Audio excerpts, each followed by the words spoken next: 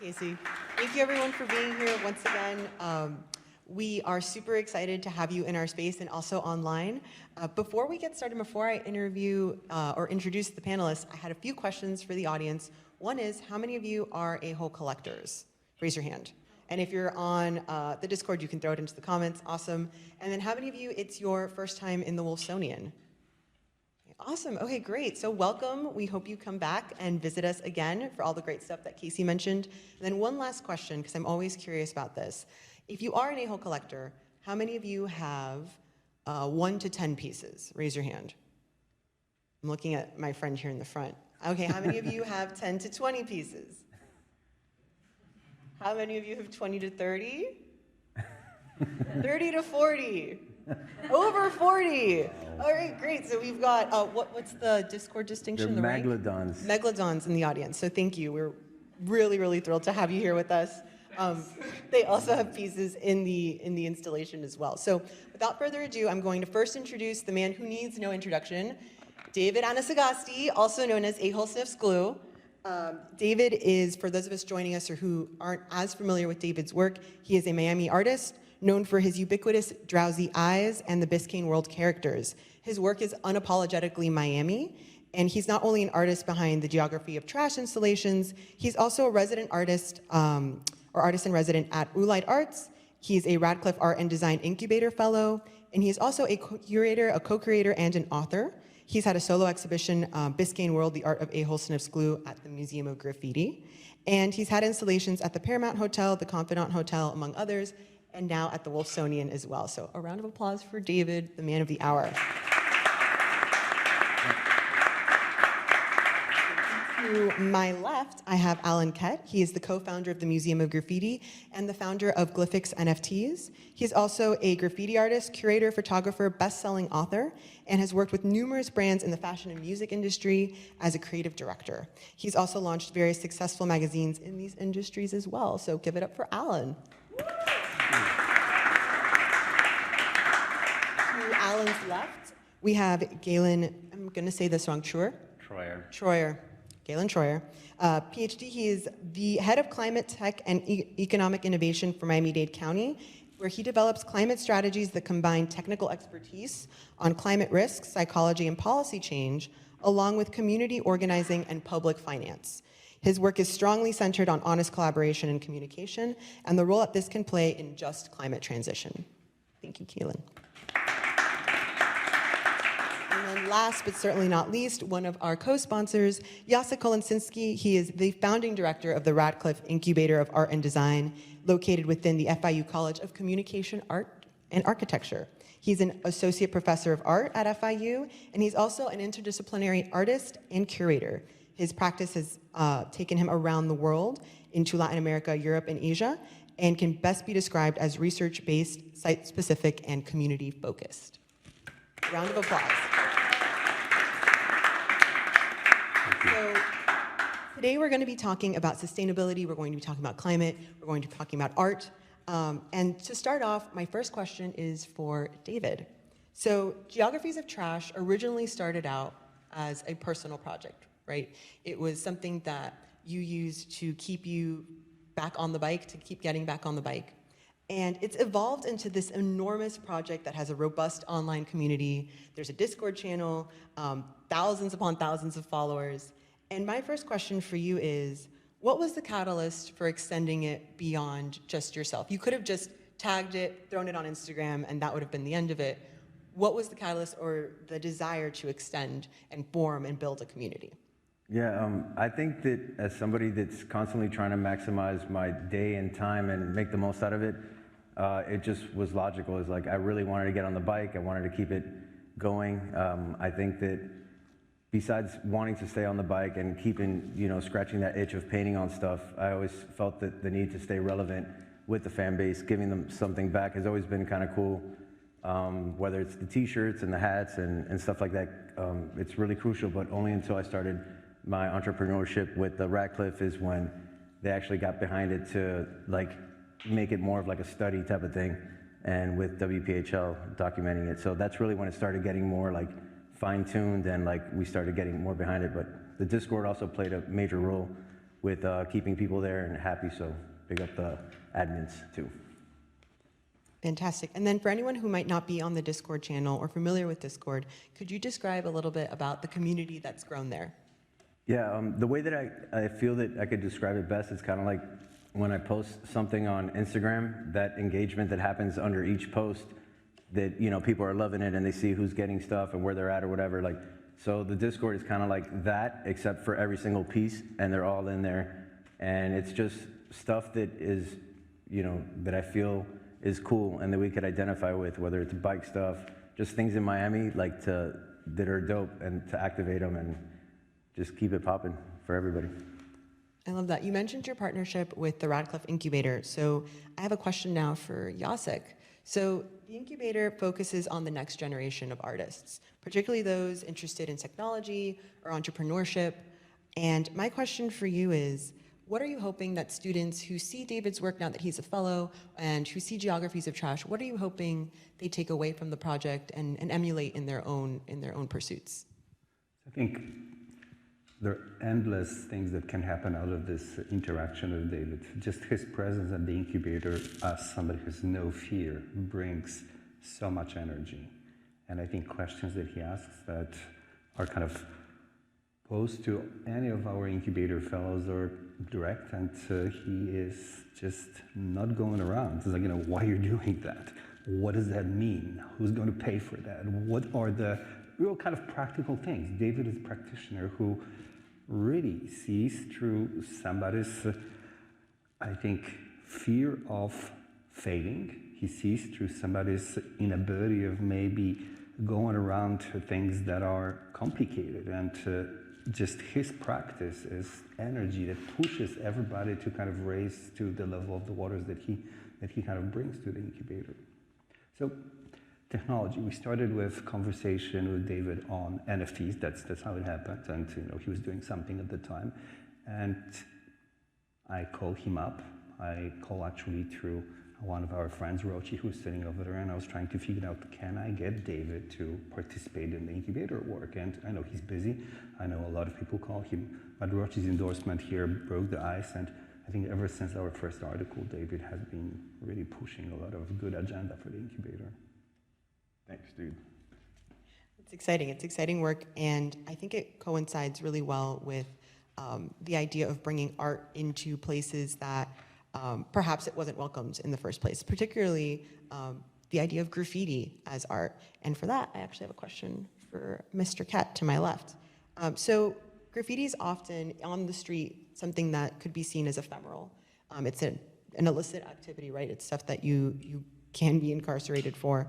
But by creating the Museum of Graffiti, we have street art moving into a highly institutionalized space. It's a very visible space.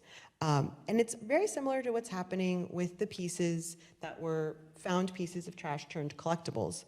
And what do you feel happens to these pieces when they're taken out of their original context but brought into a museum space? Are they elevated? Are they changed? Are they still the same? So a few things happens. I believe that they are elevated in a way that makes sense for a certain segment of society. And so for all of us that are from communities where graffiti has always been seen as an art form and always accepted, whether it was illegal or not, it was always great art. We always saw it as important and valuable to our upbringing and to our environment, and we saw the artist that way. But for everybody else who wasn't from those communities, who saw it, as you described it, more so illicit or lowbrow or low class, obviously they didn't get it.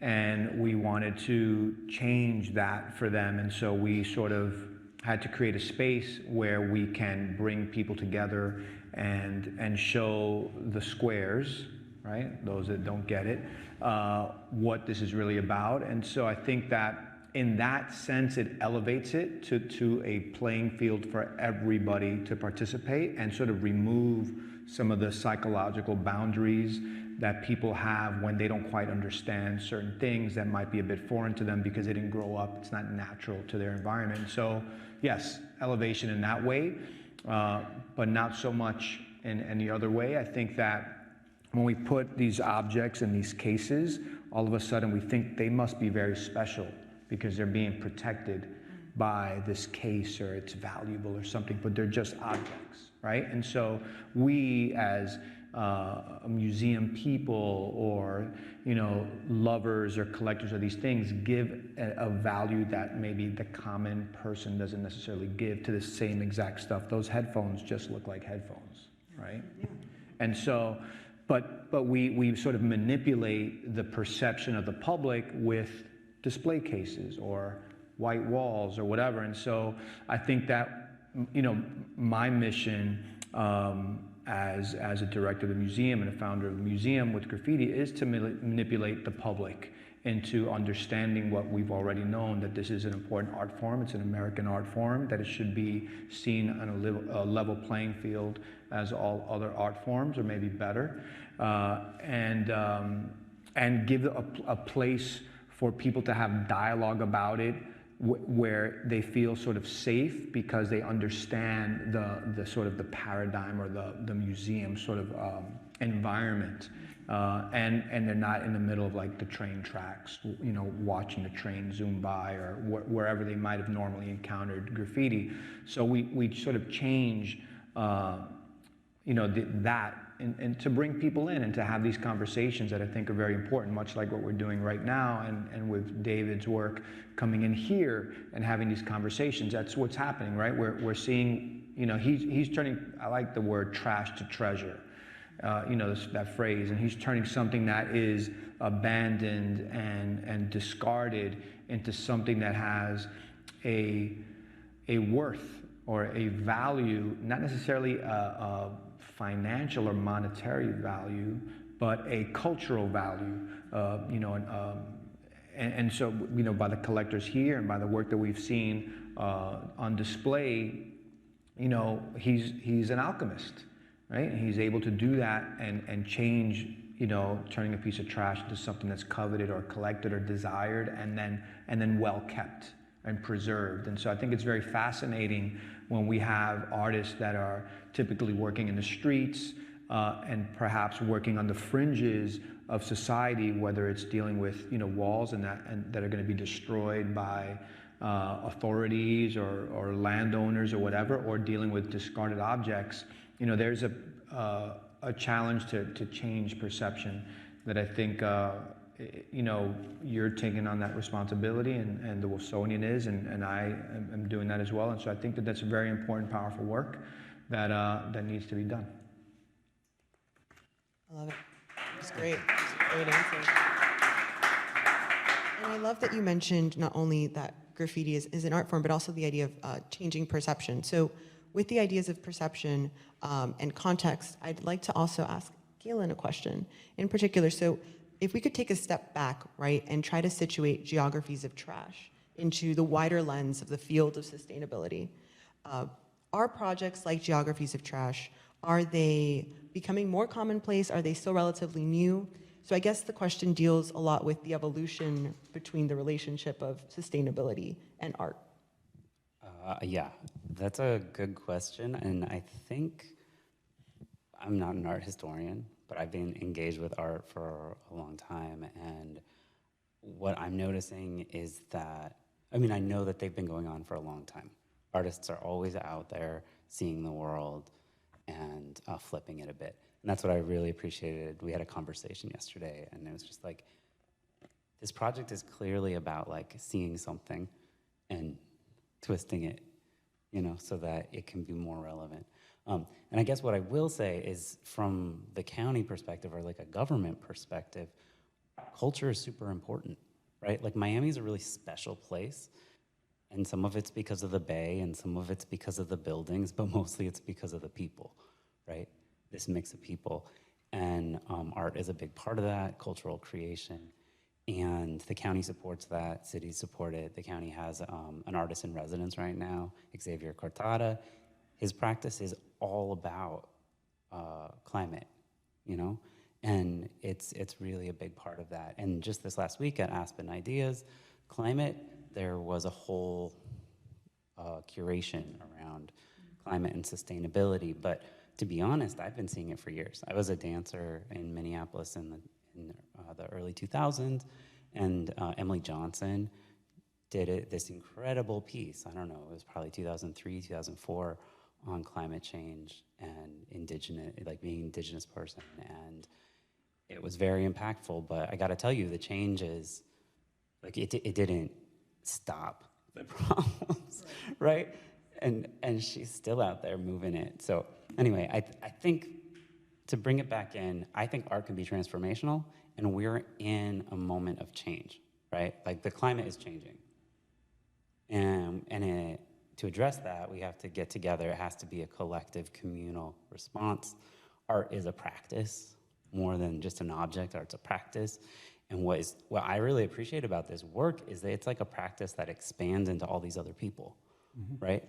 It shows a way you can get folks excited about something, and something that kind of brings more life into something that was gonna be discarded. Not maybe, whatever. Something that was like trashed, you're bringing more life into it. And it's like, all these people who get engaged, that's life.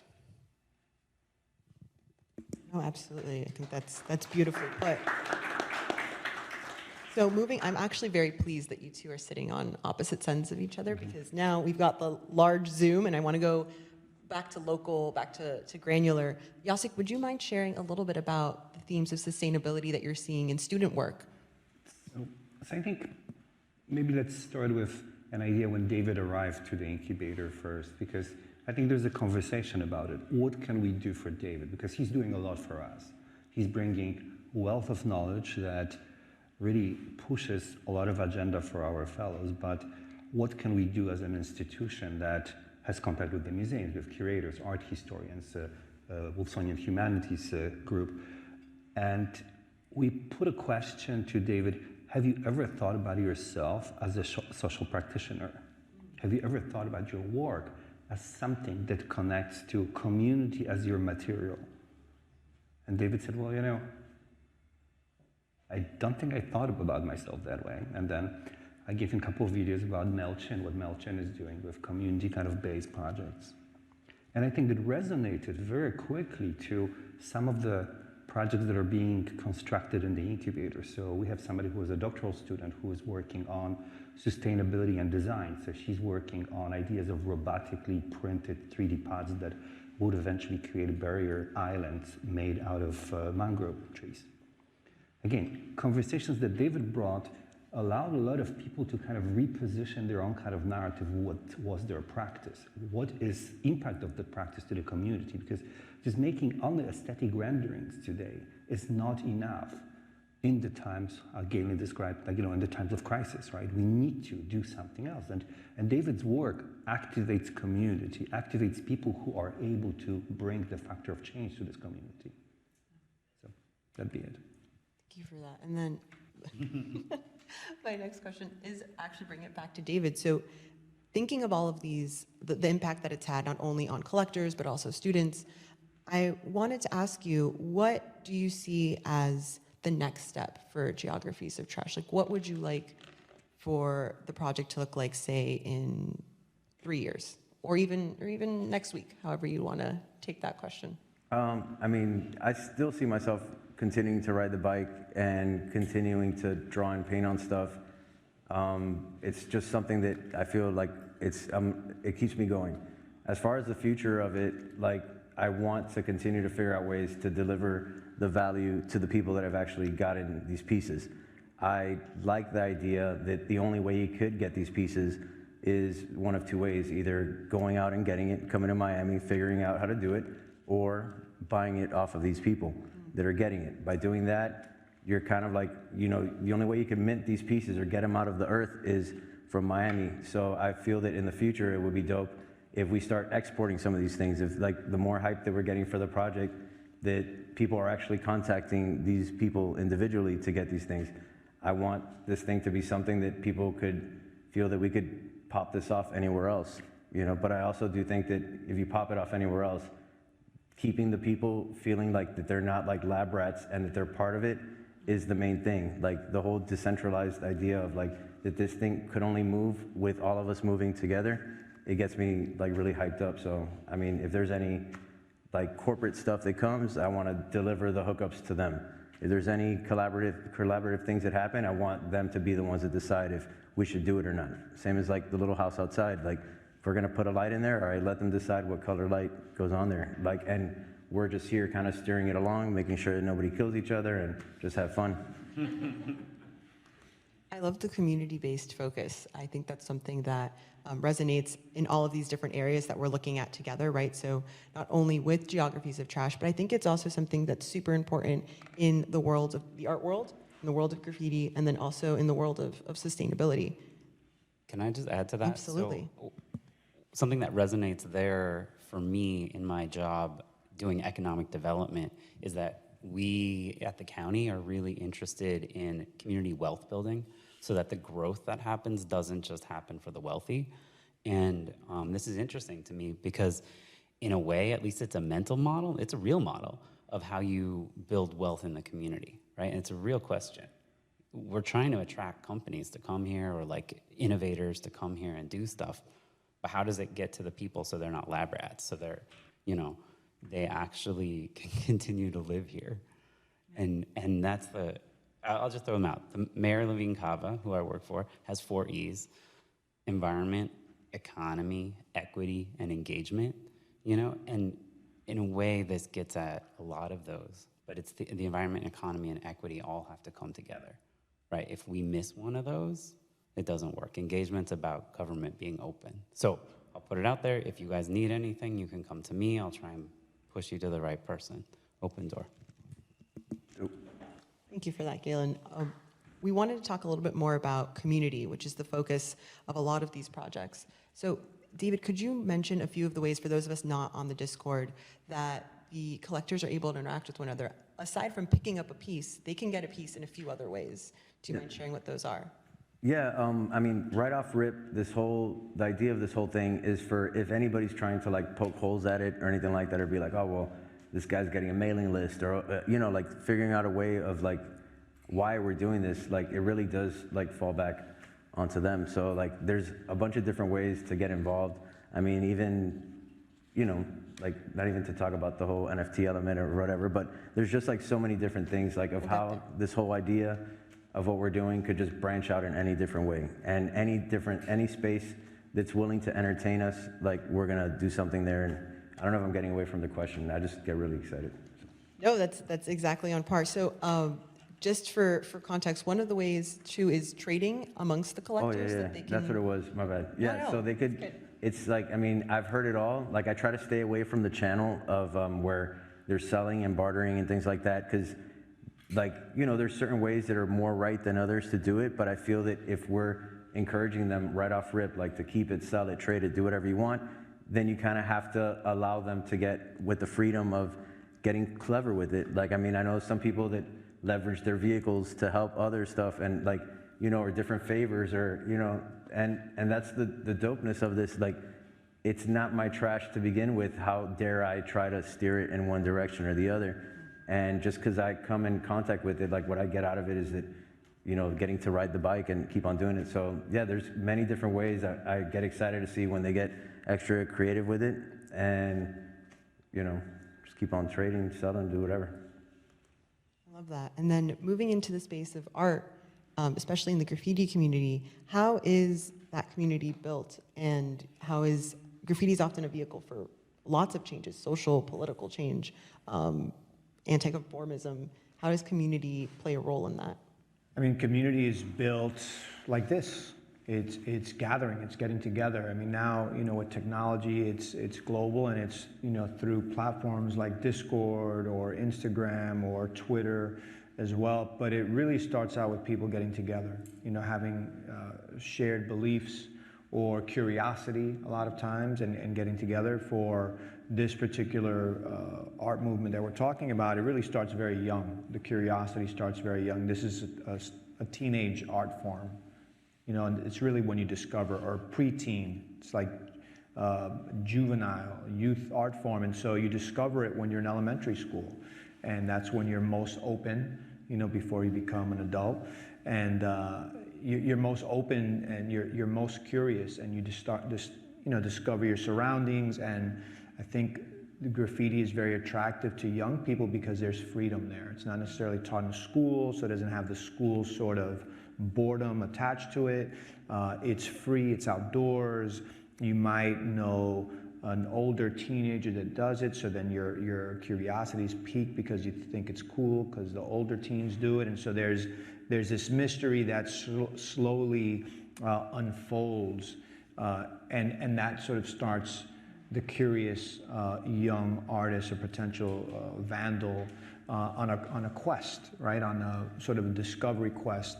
And in doing, in that investigation, so to speak, you build community, you discover a community of like-minded, rebellious or soon-to-be rebellious youth.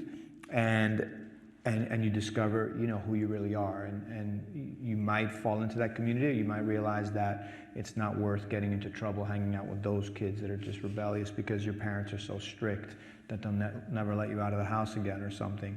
But it starts very much one-on-one and normally in your neighborhood, and then you leave your neighborhood and you discover more like-minded people in other neighborhoods, and it sort of grows and grows and grows. And at this point, this art form has built a global community. It has, let's say for lack of a better word, infected youth all over the world, and it is probably the most active art form amongst youth and young adults. It's practiced in every single corner of the globe. I could land, or David could land, in any city in the world and find like-minded people that are doing the same things, that will put us up, buy us a beer, take us out painting, whatever, because there's a shared sort of cultural lens, so to speak. And it's just natural. You don't need the social media, you don't need the tech, you just need to show up. Now with tech, it sort of amplified it and allowed even more people to participate. So the collectors, as an example, can be a member of our community, where before we wouldn't ever want to talk to collectors, right? We don't want to deal with outsiders that are trying to look in and not participate in what we're doing. But that's sort of, I think, tech and all these communication platforms have started to break things down. And I think we've become a little bit more open to the possibility of building bigger communities. So David describing sort of Discord and a channel in Discord where collectors or fans or followers have discussions about him and he's removed from it, that's pretty interesting. It's another level of community that is that's new. And so I feel like this art form and artists are constantly sort of adapting to tech and shifting and sort of having to rethink what's acceptable, what's not acceptable, who is the community. Now with graffiti being a little bit more accepted, there's more people becoming involved in it. To be sitting in institutions or have institutions to talk about this stuff didn't exist a long time, not so long ago. It was seen as very taboo. We wouldn't want to talk about it. We wouldn't want you to know who we are. And so it's interesting that it's changing and we're adapting, and the world is sort of forcing us to adapt with all this innovation that's happening. So yeah, it's kind of like that. I love that you also mentioned it growing into the tech space and the digital space, and that's something that I do want to ask about, but I want to put a pin in that really quickly and open it up to anyone else on the panel who wants to talk a little bit more about community. In particular, Galen, I'm interested in how the county or organizations that are particularly interested in sustainability leverage community. And we have a graffiti community, an art community. We've got the Discord also happening, these collectors. We have a community of students over at the incubator. So how would this fit into overarching sustainability? Yeah. I mean, I'm going to step beyond the county and talk about community organizing. I think there's an organization like the Miami Climate Alliance. So if any of you all are interested in climate change and want to be engaged, I think, especially if you're grassroots, the Miami Climate Alliance is a great entry point. If you want to get educated on it and speak about it, the Clio Institute, for example, could teach you. They have trainings all the time, and they're available on social media. And I think like that is really important, that we do, like, it's a community problem. and I think environmentalism has always been like a grassroots community effort. It also has a history of racism, though, right? Like, it was in our country, a lot of it was started by white people, or at least the powerful ones were, and some of it was just downright racist. And environmental justice is a long thing. I mean, basically, that means like people of color and poor people were placed next to the polluting factories, or like they had their trees cut down, you know, like stuff like that. And they were pushed out into places with environmental problems. And that requires communities to get together and have collective voice, because they're not that powerful, right? You need people power to do that. And I think what's exciting here in Miami specifically is that the climate justice conversation has been going on for a while. We're ahead of the curve nationally in terms of that climate justice conversation, and that's because of organizations and people, and I don't know if this answers the question, but it's like, it's exciting. So, you know, for your folks, if you want them to, you know, you want to leverage this, you could just start having those conversations with those climate justice communities or climate activists and say like, oh yeah, we could do a team up for like a thing, you know, just a thought. I think that's really important. And we've also started, and David's also started really activating the digital space, particularly with the minting of NFTs and the creation of them, also the creation of the gasless NFTs for the Bridge Tender House. And I wanted to talk a little bit more about that gray area that exists. And we had that really rich conversation. We met up before chatting with all of you. And we talked a little bit about how NFTs and how tech oftentimes may seem at odds with sustainability and climate, but Galen made a good point earlier about how there is room, and I wanted to talk a little bit about that, how there's room for sustainability efforts along with tech. So whoever wants to grab that one first, about any interesting things that they've seen. I don't know if David, if you wanted to speak a little bit more about that. Yeah, I mean, I think like with anything, like there's one thing that is always better than the other or worse. I mean, there's always a byproduct of something, even like the medicines that fix you, give you diarrhea or something, you know? So like there are some things that I feel that we're making the efforts to be better people.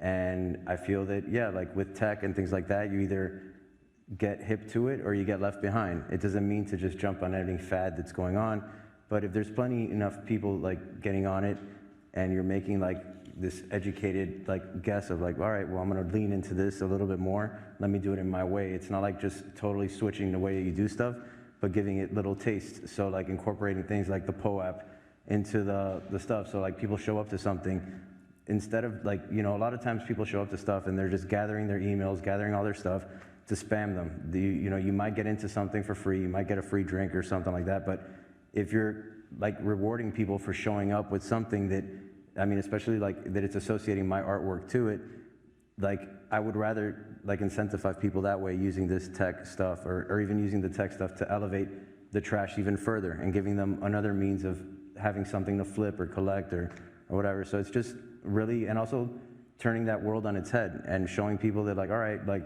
you guys are making these digital like crazy stuff, you know, with all these different, like, I don't know, like there's just so many different ways, and I feel that just doing it with trash is just like polar opposites, and we're just showing people that we're doing it, and that's that. Could it be done better? Maybe. I don't know.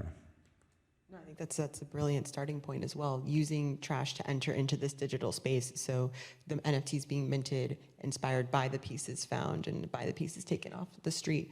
I also think that as the founder of Glyphics, I'm sure, Alan, you've also seen the art world and the NFT world, that evolution, that relationship evolving. I know, Galen, you also are the head of tech, and Jacek, you also work really closely with students interested in tech and interested in art, entrepreneurship specifically. So I'd love also your thoughts on that, on the relationship or the space that could be had in that gray area between sustainability and art and tech. And I think that there's many ways to go. And just to sort of jump on what David was saying, you know, one of the fascinating things about the, you know, the trash being turned into NFTs is that he's decided that he wants to assign value to it, or give it, the object already has an intrinsic cultural value because he's decided to paint on it. So he's decided to change this thing and release it. So anybody could have it, which is pretty giving. right? And pretty cool and fun. But then with the incubator, you decided to mint it if people brought it back. And so now you're giving it beyond cultural value, you're giving it a financial sort of assignment almost, kind of, right? And so you're saying not only could you have it for free, but you can have it for free in a physical form, you could have it for free in a digital form and as an NFT, and then you could also trade it. There's no rules.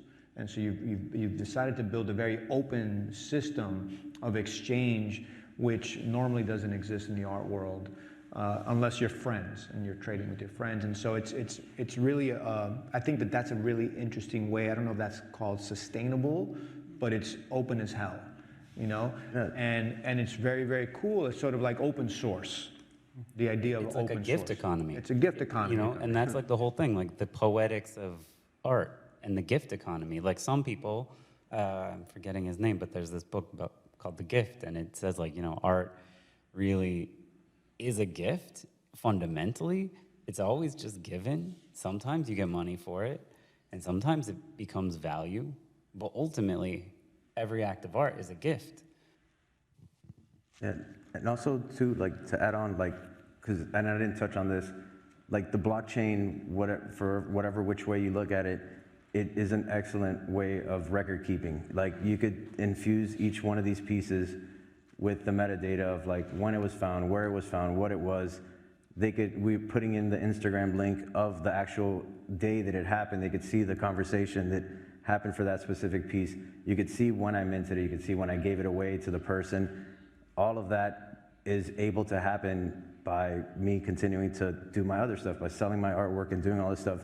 And I feel that when people see it that way, that I'm not selling those things, that I'm giving them away, then it's more of like blowing their minds of like, damn, this dude is like just giving these things away. But it's like, I'm curating this body of work.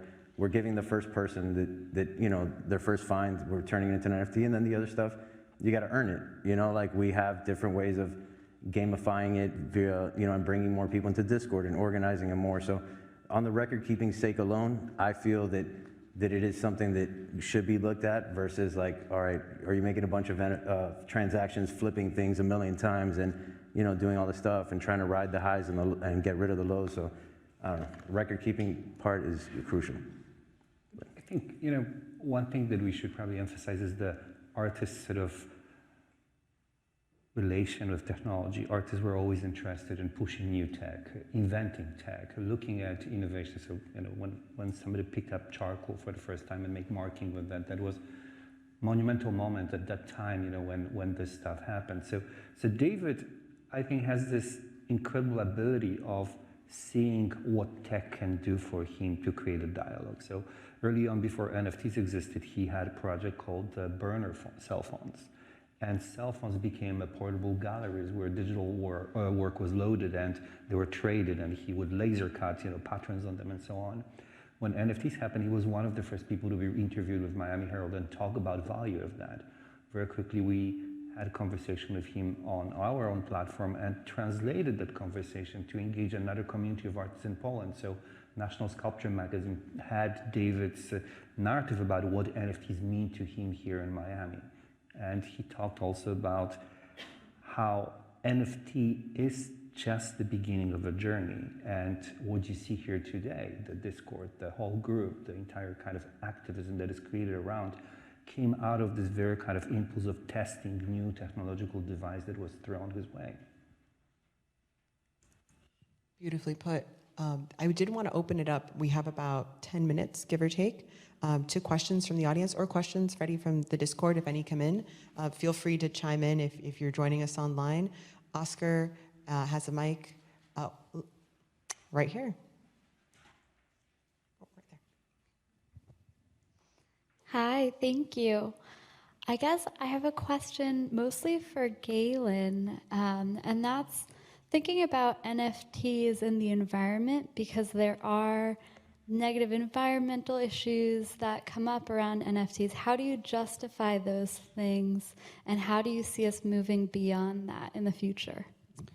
That's a great question. I think we've talked about this, how it's a problem, right? That NFTs, they have this proof of work part behind them, and it basically, you're doing all this effort with computers that take real energy, and it is environmentally damaging.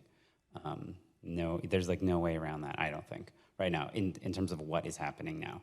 There are a lot of proposals that are above my head and knowledge of exactly what would work. But yeah, I'm concerned about it, right? Like I'm not gonna be pushing NFTs to the max because of that, but I hope, like you were saying, that we can find a way, we can recognize it and be like, I would prefer not to do that. and be like, I would really like an alternative. Ultimately, we have to make it more expensive. Really, it has to be more expensive to burn fossil fuels to run NFTs. And we can't do something that's just like more and more effort. I think, yeah, that's that answer. It does make me think about something else, though, that is interesting.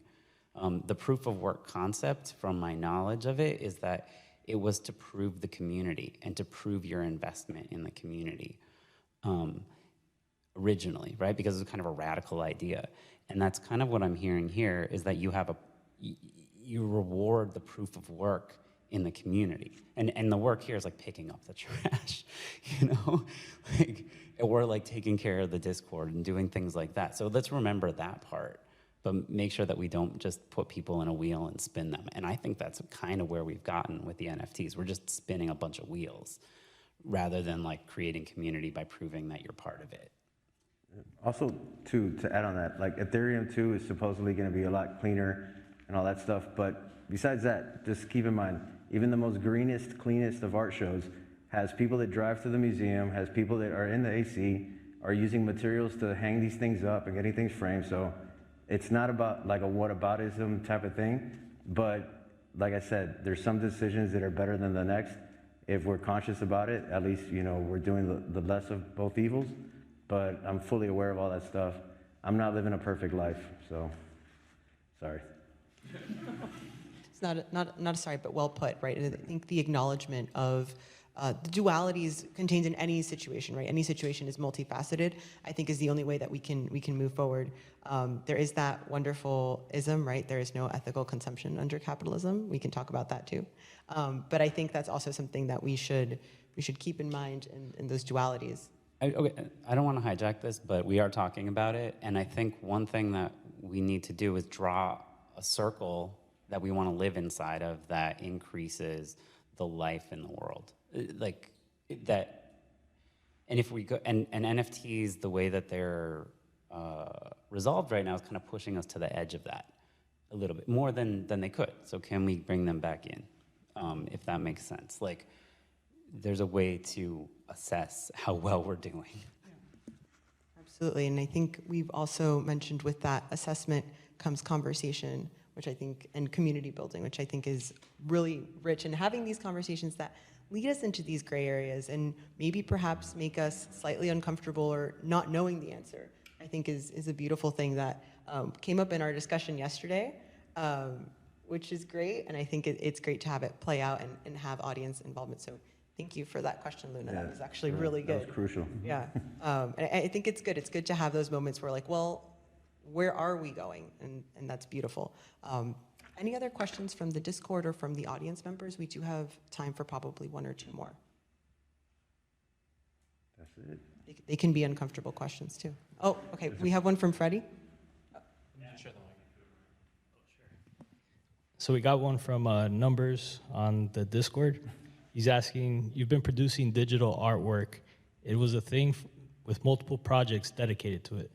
What motivates you to keep a balance between digital art and street art?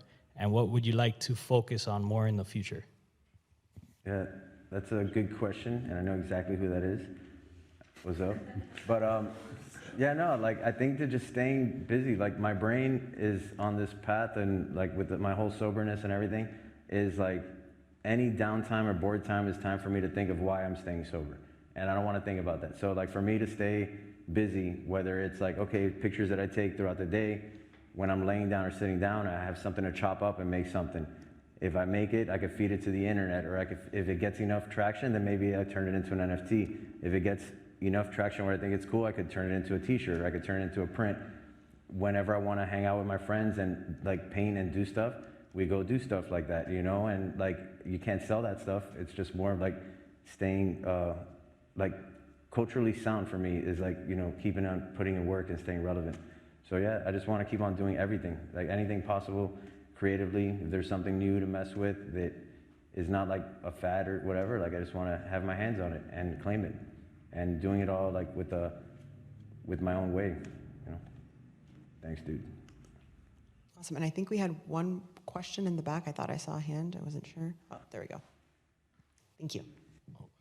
So this is a question for you. Yeah. So I just had a thought. How does Miami-Dade County, you know, as a government unit, go about kind of promoting like social progressions using technology, kind of like this? Because I know like in other things like the use of like Discord and Web3, it's starting to blur the lines of like everything else. So how does like the county go about adapting to these things? Can I ask you a question? Just to clarify, what is the challenge that you see in your life in this that the county could help out with? And give them the mic so the folks online. Well, just like simple things like, I guess like for now, because everything is really in an infancy, so just simple things like accessibility to like internet, I guess for starters. You know, that's a great place to start because, you know, there's so many people and like internet is not still accessible to everyone. But that's something that like more and more every day we're seeing like the benefits of that in different social spheres, you know? Yeah. Sorry to cut you off. No, you're good. You're good. No, but I think this is it. Think about the problem, and the more specific you can make it, and communicate it to the politicians. I mean, communicate it to me as county staff, sure, but communicate it to the politicians. So we're doing a lot of stuff. Like we have a broadband plan, right? We talk about this every week. We're on a tech and innovation team, and the county is working on a broadband plan so we can get the federal money that's coming that is intended to provide affordable broadband access to everybody in the country. That's the explicit goal. So we want to make sure that that happens in Miami-Dade, and we're developing a strategy for it. We got to hold everybody accountable because it's totally possible that money gets captured by certain corporations that we need to help us provide these services. That's one thing. I think that in general, one thing that's special about Miami and Miami-Dade right now, across multiple governments, is we're trying to be welcoming and open to tech. I think there's more room to be welcoming and open to like all the community that comes with it. But I think coming to politicians and coming to other people who you think who you see hurting you and having a clear ask and saying like, hey, this is my experience and this is what I could use for help, they'll be more responsive the clearer you can be. Thank you for that, Galen. I think we have time for one last question because we're right at time. Rebecca, take it away. So I have a question that's kind of twofold, and it's in some ways inspired by Galen's statement on our call yesterday that we can be controversial. So I'm thinking about tech and Miami. And first of all, there really is a sense that all of this tech boom and so forth is not just a positive thing, right? That ultimately people swoop in, the economy changes, rents go up, prices go up, and then they leave. That's a problem. Okay, I'm curious, maybe that's for you, that's for everybody, what you all think about that. One, and two, this idea about broadband and accessibility for tech, there are communities who are struggling with digital literacy. What about that? Right? We work at the Wolfsonian Public Humanities Lab with Senla Haitian Neighborhood Center, and what they're dealing with in their community is people who what's email? What does that mean, for example? So there's like a broad kind of swath of knowledge. So how do we confront that? Boom. Yeah. I'm curious about what you guys think. And I'm glad that you said that, because I honestly think that that's what's wrong with what's going on in Miami. It's that whole emphasis of like, yo, we're welcoming to tech, but it's like they're basically just letting people know like, hey, we got an Airbnb, come over here, do whatever you want. There's a lot of people that are here that could benefit from tech, and at least from the education of it, the risks that come along with getting onto NFTs, or even showing people like the benefits of doing all these things, with also the risk involved, not just like, yo, come over, like we're gonna get you rich quick. We got sunshine and we got good times, and there is that too. And you can get rich quick if you like are devoted to this stuff and you're flipping stuff around, but it also takes money to make money in that world.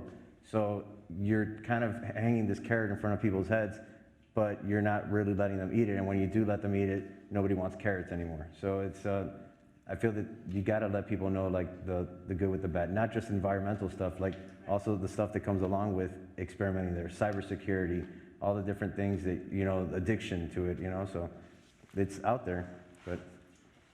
For me, the things that come up, hearing you say that is government corruption, the mayor of Miami, Miami coin or whatever that silly coin is, that, things like that, when we hear you speak, Galen, you sound very honest, and straight, but most people that work in government are not, right? They're really wolves in sheep's clothes, and they're really selling you a false bill of goods. And so I think that we're dealing with a very dishonest society, and we're dealing with, I'm not from Miami originally, I'm from New York, but I see Miami as a very dishonest place, and government in Miami very dishonest, and not so transparent or transparently corrupt, and so when you're dealing with a city that's like that, it's very hard to sort of navigate and know what's real, what's not real. You can speak to your politician, but maybe it doesn't go anywhere. And the politicians are gladly selling your city out for their own benefit, right? For their own financial gain. And not that Miami is any different than any other city, but we see that. And so I think that we as citizens of this city are challenged in navigating a very complex and corrupt sort of an environment that's having this boom moment, right? And that people that are in power are manipulating the boom, or actually even creating the boom for their own personal gain or for their gain of their friends. And so, to me, always the question is, well, if there's a few people sort of benefiting from this sort of,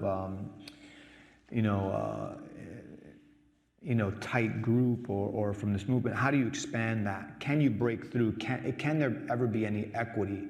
And I'm not so sure that the system is designed for there to be equity. I think quite the contrary. I think the system is designed for inequity and to pull as much resources. I think we have a new soccer stadium coming that no one wants except for 5 guys, and so we're dealing with a manipulation and a control issue that whether you vote or you don't vote, it really seems like we're a bit powerless. And I think you mentioned before, grassroots efforts. I think grassroots efforts are where it's at. It's sort of engaging and finding some power in the grassroots and then pushing back against this and becoming more engaged and taking over the power or taking back the power from the same people that are sort of ruining it for the city or for everybody. Don't know that I entirely answered your question, but I just kind of felt like it had to be said because I think that we are living in this kind of an environment, and let's just be real about it. Well, on that note, which is lots of I have a lot really, to say. yeah. Thank you. Those were amazing points that I think would go over really well with a drink from our design store. In all honesty, I think these are conversations that need to be had, and they need to be had in community, and they need to be had, in this forum, right, face to face, where you are doing the work of not only expressing viewpoints, but also meeting people where they're at and as a whole and as a collective, finding these solutions, working across industries, so working with sustainability, working with art, working with students, working with artists, and then working also across institutions. Because they're hard truths, they're gray areas, and I think they can only be further explored and perhaps even solved with one another talking. So with that said, I wanted to thank each and every one of you for taking time on a busy Friday to make it to the beach, to sit in these metal chairs and talk and have possibly uncomfortable moments, but also moments of growth. I think it's a beautiful thing, and hopefully things that we'll be able to facilitate more. Thank you again to our sponsors that made that happen, WPHL, Radcliffe Incubator, David, and we are going to pop over to the Wolfsonian Design Store. Apologies to everyone on Discord. Have a drink at home or wherever you may be. And thank you so much, seriously, for making it such a wonderful program. You did awesome.